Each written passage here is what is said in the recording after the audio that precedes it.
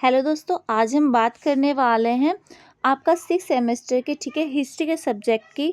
जो आपका सब्जेक्ट है हिस्ट्री ऑफ 1858 से 1947 तक, ठीक है, जिसका है आपका फर्स्ट यूनिट सामाजिक मुद्दे और सुधार आंदोलन। सामाजिक मुद्दे क्या थे उस समय में और उसको सुधारने के लिए जो सुधार आंदोलन किए गए थे वो क्या थे, ठीक है। इसमें हम पढ़ेंगे फर्स्ट चैप्टर। आज हम इस वीडियो में कवर करने वाले हैं फर्स्ट चैप्टर 19वीं सदी के पुनरुत्थानवादी सुधारवादी आंदोलन। ओके, ये हमारा फर्स्ट चैप्टर होने वाला है, ठीक है।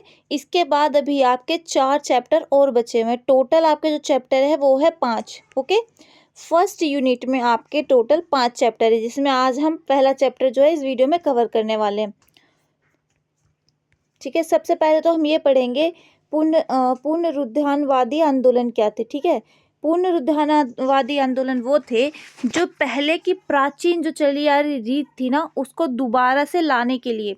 जैसे कि हमारा हो गया वैदिक काल, ठीक है। वैदिक काल में जो चीज़ें चली आ रही थी उसको दोबारा अपनाने के लिए, जो चीज़ें सुधारने के लिए की जाती है ना, दोबारा से अपनाई जाती है, उसे बोलते हैं पुनरुत्थानवादी। ओके, जैसे कि 19वीं सदी का भारत सामाजिक, धार्मिक और सांस्कृतिक सुधारों का एक महत्वपूर्ण काल था। इस युग में समाज में व्याप्त बुराई और कुरीतियों के खिलाफ विभिन्न सुधारवादी और पुनरुत्थानवादी आंदोलन की शुरुआत हुई थी। आंदोलन मुख्य समाज में व्याप्त जातिवाद, बाल विवाह, सती प्रथा, महिला शिक्षा की कमी, अंधविश्वास और धार्मिक कट्टरता जैसी समस्याओं के समाधान के लिए किए गए थे। जो उस टाइम में जो मुद्दे थे ना वो यही थे, ठीक है। जातिवाद, बाल विवाह, सती प्रथा, महिला शिक्षा और अंधविश्वास, ठीक है, यही सारे मुद्दे थे। क्योंकि एक समाज में रहने के लिए यही जो चीज़ें होती है वो बहुत बड़ी होती है, ठीक है। इसीलिए क्या कहते हैं इसको, समाजवादी भी आंदोलन भी बोला गया है। देखिए, पुनरुत्थानवादी आंदोलन ये है, ये आंदोलन पुराने समय की प्रथाओं को फिर से लाने की कोशिश करते हैं, ठीक है। कुछ वो प्रथाएं होती हैं जो समाज के लिए अच्छी होती है, ठीक है, उनको दोबारा लाने के लिए। ये आंदोलन मुख्य रूप से धार्मिक होते हैं। अब हम पढ़ेंगे पुनरुत्थानवादी आंदोलन, ठीक है। पुनरुत्थानवादी आंदोलन का मुख्य उद्देश्य भारत की प्राचीन संस्कृति, धर्म और परंपराओं का पुनर्जीवन करना था, ठीक। उसके बाद इसमें आंदोलन कौन कौन से थे, मुख्य आंदोलन, जैसे कि सबसे पहला था आर्य समाज, ठीक है। 1875 में समाज सुधार का अग्रदूत था। जो आर्य समाज की स्थापना 19वीं सदी में हुई थी। भारतीय समाज में व्याप्त धार्मिक अंधविश्वास और सामाजिक असमानता को दूर करने के लिए, ठीक है। यह आंदोलन वैदिक सिद्धांत और परंपराओं पर आधारित था, जिसे स्वामी दयानंद सरस्वती जी ने बनाया था। 10 अप्रैल 1875 को बम्बई में स्थापित किया गया था। वेद की ओर लौटो, इसका जो मेन मोटिव था क्या था, वो वेद की तरफ, मतलब वैदिक काल की चीजें जो थी उसे अपनाने के लिए था, का नारा भी दिया था, ठीक है, आर्य समाज ने। इसमें जो दयानंद सरस्वती जी थे उनका कितना योगदान था, ठीक है। स्वामी दयानंद सरस्वती, ठीक है। ये जो चीज़ है ना, आपको अलग अलग आंदोलन में सिर्फ ये चीज़ें याद रखना है कि उसमें जो मेन व्यक्ति था वो कौन था, उनका उसमें योगदान क्या था, ठीक है। बाकी जो विचारधारा वगैरह है ना, वो कुछ सब में सेम ही सेम है। सबने समाज को सुधारने के लिए शिक्षा, ठीक है, महिलाओं के लिए काम, सब चीज़ों में क्या है, ये चीज़ें कॉमन है थोड़ी सी। तो जो मेन चीज़ है वो यही चीज़ें याद रखनी है आपकी, कि उसमें मेन व्यक्ति कौन था और उनका योगदान क्या था, ठीक है, और उनसे क्या क्या सुधार हुए थे। स्वामी दयानंद सरस्वती जी, ठीक है, 1824 और 1833 आर्य समाज के संस्थापक थे। उनका मूल नाम मूल शंकर था। वेदों के अध्ययन के बाद उन्होंने हिंदू धर्म में व्याप्त अंधविश्वास और सामाजिक बुराइयों को चुनौती दी थी। उनकी प्रमुख रचना थी सत्यार्थ प्रकाश। ओके, आर्य समाज के सिद्धांतों का आदर्श ग्रंथ है। इनकी जो मुख्य विचारधारा थी वो ये थी कि वेद के सर्वोच्च, वेदों को सत्य और ज्ञान का मुख्य स्रोत माना जाता है, ठीक है। अंधविश्वास को दूर करना, मतलब मूर्ति पूजा, तीर्थ यात्रा, पाखंड वगैरह को दूर करना, ठीक है। समानता का समर्थन करते थे वो। जातिवाद, भेदभाव, छुआछूत, इन सब चीज़ों का खंडन करते थे। शिक्षा का प्रचार करते थे। महिला और दलितों की शिक्षा को प्रोत्साहन देते थे।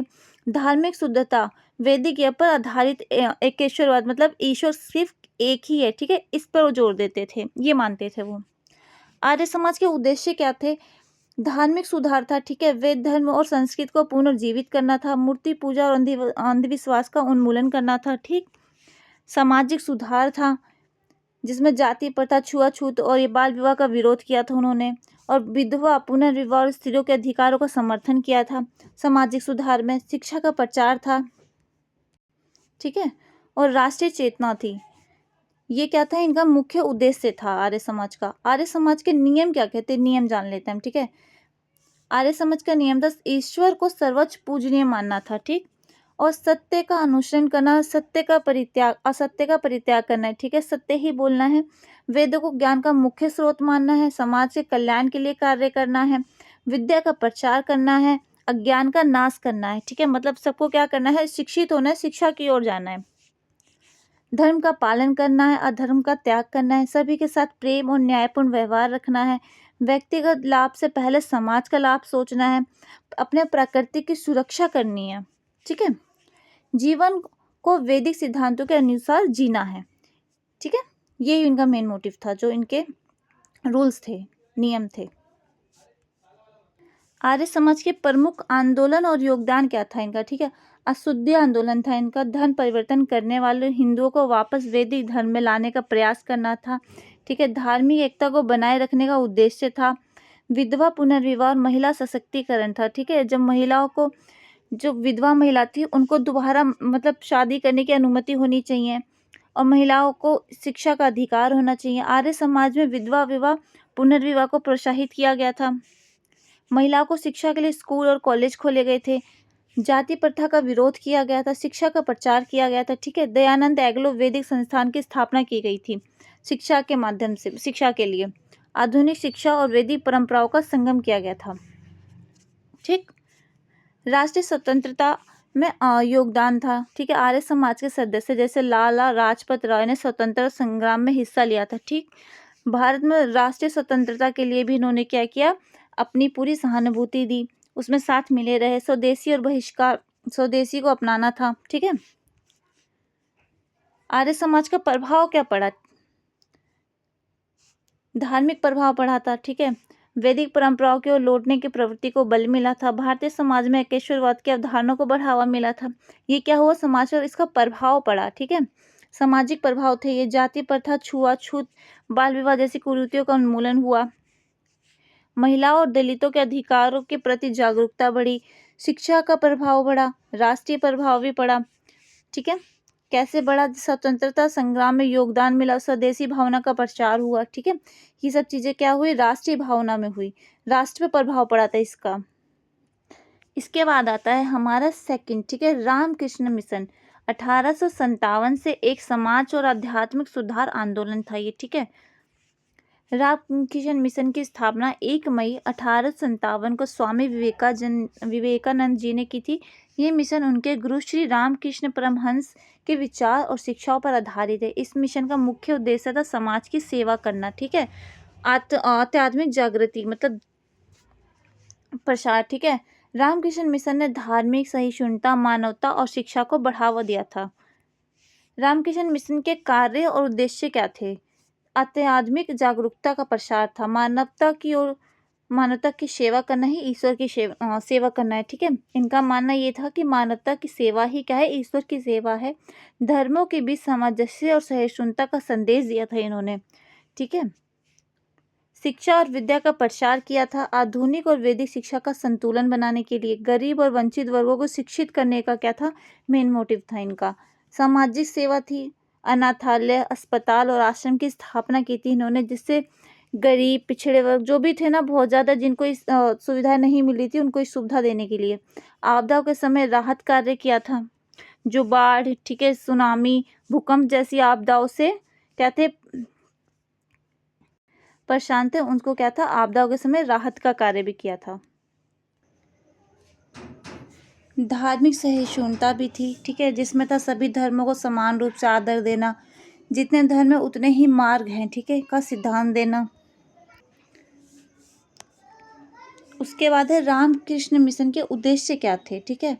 ये चीज़ें हमने अभी अभी पढ़ी, सेम चीज़ें वही हैं, धर्मों के भी सामंजस्य बढ़ाना, शिक्षा और विद्या का प्रसार। उद्देश्य भी तो वही हुए ना जिसके लिए इन्होंने काम किया, तो उद्देश्य भी इनका यही था, इसीलिए उन्होंने उसके ऊपर काम किया। सामाजिक सेवा थी, शिक्षा और विद्या का, ठीक है। फिर क्या था कि उद्देश्य भी इनका यही था, धार्मिक चीज़ें, सामाजिक सेवा, शिक्षा का, विद्या का प्रसार, ठीक है। उसके बाद रामकिशन मुख्य की विचारधारा मिशन की मुख्य विशेषताएं पढ़ लेते हैं एक बार हम। श्री रामकिशन परमहंस के विचार क्या थे? सभी धर्म की ओर ले जाते हैं, ठीक है, सभी धर्म सत्य की ओर ले जाते हैं। ईश्वर तक पहुंचने के लिए कई मार्ग हैं, मतलब जितने धर्म हैं उतने ही मार्ग हैं, ठीक है। मानवता की सेवा ही ईश्वर की सेवा है, ये इनके क्या थे? विचार थे। आपको मुख्य चीज़ें क्या हैं कि सब में यही चीज़ें पढ़नी है, उनके बारे में पढ़ना है, ठीक है। बाकी सब में कुछ कुछ चीज़ें क्या है, सेम है। सबने शिक्षा, धार्मिक चीज़ें, ठीक है, सामाजिक सेवा, इन्हीं सब चीज़ों के बारे में कार्य किया था। स्वामी विवेकानंद जी का योगदान क्या था इसमें? स्वामी विवेकानंद ने मिशन को संगठित रूप दिया था। उन्होंने युवाओं को राष्ट्र सेवा और आत्मनिर्भरता के लिए प्रेरित किया था। शिकागो धर्म सम्मेलन 1893 में उनके विचारों ने विश्व भर में भारत की प्रतिष्ठा बढ़ाई थी, ठीक है। सामाजिक सेवा का था। रामकिशन मिशन ने गरीब, बीमार और आपदा प्रभावित लोगों की मदद की थी। शिक्षा और स्वास्थ्य सेवा में सुधार के लिए काम किया था, ठीक। शिक्षा का प्रसार भी था। स्कूल, कॉलेज, पुस्तकालयों की स्थापना थी। बच्चे, महिला और पिछड़े वर्गों के लिए शिक्षा का कार्य किया था। तकनीकी और व्यावसायिक शिक्षा को बढ़ावा दिया था। स्वास्थ्य सेवाएं भी की थी, जैसे अस्पताल, डिस्पेंसरी वगैरह बनवाना, चिकित्सा सेवा, स्वास्थ्य में सुधार करना, ठीक है। आपदा प्रबंधन भी था, अभी हमने जैसे कि पढ़ा। महिला सशक्तिकरण भी था, ठीक है, जिसमें महिला को शिक्षा, आत्मनिर्भरता को बढ़ावा मिला। रामकिशन मिशन का प्रभाव क्या पड़ा था? भारतीय समाज में धार्मिक सहिष्णुता और नैतिकता की भावना को प्रबल किया गया। मानवता की सेवा और ईश्वर की सेवा के विचारों को लोकप्रिय बनाया गया कि मानवता की सेवा ही क्या है? ईश्वर की सेवा है, ठीक है।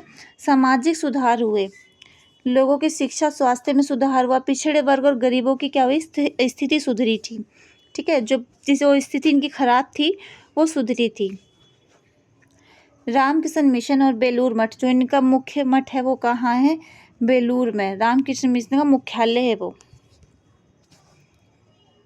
उसके बाद हम पढ़ेंगे संथाल विद्रोह के बारे में। ये विद्रोह किया गया था 19वीं सदी के सबसे प्रभावशाली आदिवासियों द्वारा था।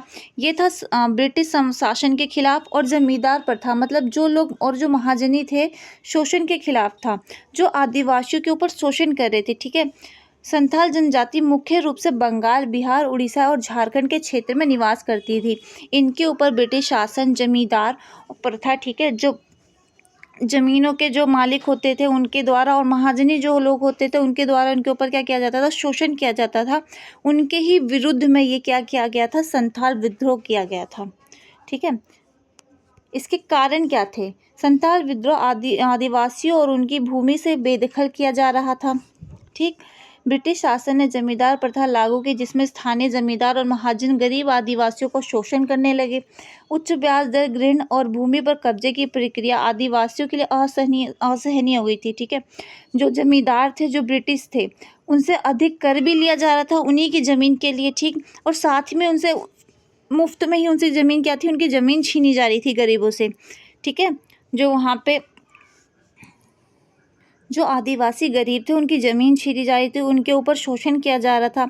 अंग्रेजों ने शोषणकारी नीति का समर्थन किया, जिससे आदिवासी नाराज हो गए और उन्होंने क्या किया? विद्रोह कर दिया। नेतृत्व किसने किया था इस विद्रोह का? सिद्धूत और कान्हू मुर्मू ने किया था। ये दो भाई ने संथाल विद्रोह का नेतृत्व किया। संथालों में उनके नेतृत्व ने अपनी भूमिका और अधिकार के लिए संगठित होकर संघर्ष किया था। एक साथ मिलकर इन दोनों ने भाइयों ने क्या किया? संघर्ष किया। इनके अलावा चांद और भैरव मुर्मू ने भी इस आंदोलन में प्रमुख भूमिका निभाई थी, ठीक है। अगर इस टाइप में क्वेश्चन बनता है तो आपको ये 3 से 4 नाम याद रखने हैं, ठीक, और ये जगह याद रखनी है और किसके द्वारा किया गया है ये चीज़ें याद रखनी है। विद्रोह और घटनाएं क्या थी? विद्रोह का प्रारंभ हुआ था जून 1855 में। सिद्धूत और कान्हू ने हजारों संथालों को संगठित किया और ब्रिटिश शासन के खिलाफ क्या किया? विद्रोह कर दिया। संथालों का संघर्ष था। विद्रोह ने जमींदार, महाजन और अंग्रेज अधिकारियों के खिलाफ हिंसक प्रदर्शन शुरू कर दिया। हथियारों के रूप में धनुष, बाण, पारंपरिक हथियारों का इस्तेमाल किया जो उनके पास उस टाइम होते थे, ठीक है, क्योंकि आदिवासी थे वो, उनके पास यही चीज़ क्या थी? उस टाइम थी, तो इन्हीं चीज़ों से क्या किया? उन्होंने विद्रोह चालू कर दिया था। ब्रिटिश सेना का दमन किया गया था। अंग्रेजों ने इस विद्रोह को दबाने के लिए सैन्य बल का सहारा लिया। हजारों संथालों को मारा गया और आंदोलन को कुचल दिया गया। मतलब उनके पास क्या था, ब्रिटिशों के पास तो बहुत सारे हथियार थे, ठीक है, तो उनके द्वारा इसको दबाने की कोशिश की गई मारपीट के द्वारा। परिणाम क्या हुआ इसका, संथाल विद्रोह के बाद ब्रिटिश सरकार ने संथला परगना क्षेत्रीय स्थापना की और इसे एक विशेष प्रशासनिक इकाई घोषित किया गया। यह विद्रोह भारतीय इतिहास में आदिवासियों के शोषण के खिलाफ संघर्ष का पहला प्रतीक बन गया, ठीक है। ये भारतीय स्वतंत्रता संग्राम में भी प्रेरणा के लिए जाना गया था, ठीक है। ये तो हमने पढ़ लिया। इसके बाद यह हमारा फर्स्ट चैप्टर का फर्स्ट टॉपिक था। इसी चैप्टर का हम नेक्स्ट वीडियो में नेक्स्ट टॉपिक क्लियर करेंगे, ठीक है, जिसमें हमने आज क्लियर किया है पुनरुत्थानवादी आंदोलन। नेक्स्ट वीडियो में हम क्लियर करेंगे, डिस्कस करेंगे सुधारवादी आंदोलन, ठीक है। ये इसका क्या है, फर्स्ट पार्ट है एंड सेकंड पार्ट हम नेक्स्ट वीडियो में कवर करेंगे। Okay and thank you. And next video भी हम जल्दी ही लाएंगे आपके लिए। नोट्स आपको टेलीग्राम से मिल जाएगा, डाउनलोड कर लीजिए। Okay, thank you.